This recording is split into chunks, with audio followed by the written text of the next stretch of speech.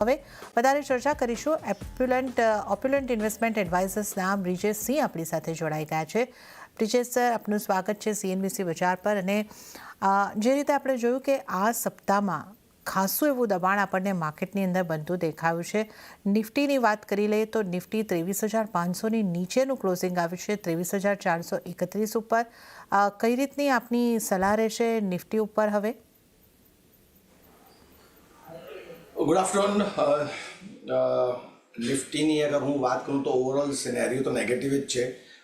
Closing excuse me closing પ્રમાણે તમે આગળ જો તો we have close near the day low and અગર વીકથી વીક પ્રમાણે અગર તમે જો તો નિફ્ટીની જે ક્લોઝિંગ છે આજના દિવસમાં ઇટ ઇઝ રફલી around 2.3% down on week basis.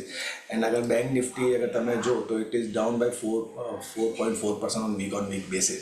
So overall structure weak જ છે. એન્ડ મેઇન કલ્પ્રેટ જો છે નિફ્ટીમાં ડાઉન લેવી જાવીને અગર તમે જો તો ડેફિનેટલી બેંક નિફ્ટી છે. બેંક નિફ્ટીનો વેટેજ છે નિફ્ટીમાં. સ્ટોક્સ અગર તમે કાઢો નિફ્ટી 50માં તો જો વેટેજ છે બેંક નિફ્ટીનો સ્ટોક્સનો વધારે છે. નો ડાઉટ આઈટી સ્ટોક્સ હતા, they were been supporting the market. Otherwise મને તો એમ લાગ્યું હતું એકવાર કે તમારું જો નિફ્ટી છે it might retest the previous swing low. તમારું 23,263નો જો લો છે it might be retested, but anyhow it was not been retested. Closing તમારી 23,430ની આસપાસની આવી છે.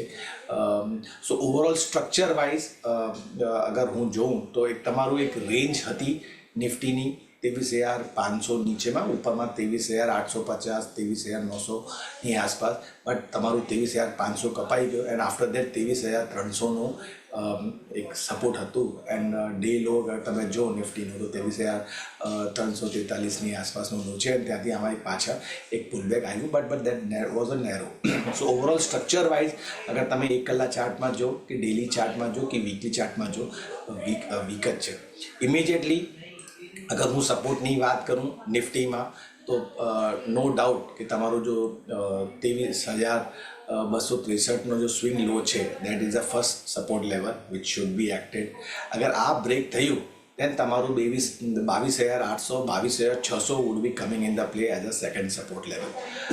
રેઝિસ્ટન્સ પ્રમાણે અગર તમે જો તો 23,600થી 23,700નો એક રેઝિસ્ટન્સ છે અને આની ઉપર અગર ટક્યું એન 23,950થી 24,200નો બીજો રેઝિસ્ટન્સ તમારું આવે છે. Bank nifty as I have said કે મેઇન કલ્પ્રેટ છે. સિન્સ નિફ્ટીનો જે ડ્રેક કર્યું હતું that was banking led by the banking index.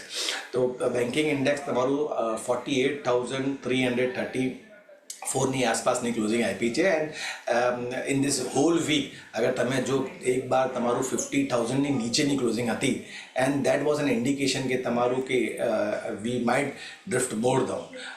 Immediately અગર હું સપોર્ટની વાત કરું તો તમારું આમાં એક્સક્યુઝ મી જો સપોર્ટ આવે છે સાયકોલોજીકલ પ્રમાણે 48,000 છે. અધરવાઇઝ તમારું 47,800ની આસપાસ આવે છે. બીજું તમારું 47,000નો બીજો સાયકોલોજીકલ સપોર્ટ છે. રેઝિસ્ટન્સની અગર તમે વાત કરો તો 49,500નો છે અને આની ઉપર અગર ટક્યું દેન 50,100 50,200નો રેઝિસ્ટન્સ. સો ઓવરઓલ સિનેરિયો નેગેટિવ છે. આમાં એઝ અ ટ્રેડર અગર તમે લોંગ કરો છો યુઝ સ્ટ્રિક્ટ સ્ટોપ લોસ. અગર તમે શોર્ટ કરો છો સ્વિંગ પણ is bin there. Even I would be saying કે તમે અગર શોર્ટ કરો તો તમે use strict stop loss. Investor પ્રમાણે અગર since result season has been started તો એક નાના પોઝિશનથી તમે સ્ટાર્ટ કરીને ચાલો. એન્ડ તમારું જો ટાઈમ ફ્રેમ છે યુઝલી તમે અગર 3 મંથ માટે કે 6 મહિના માટે અગર તમે કોઈ સ્ટોક બાય કરો છો તો at least extend to 9 month to 12 month time frame.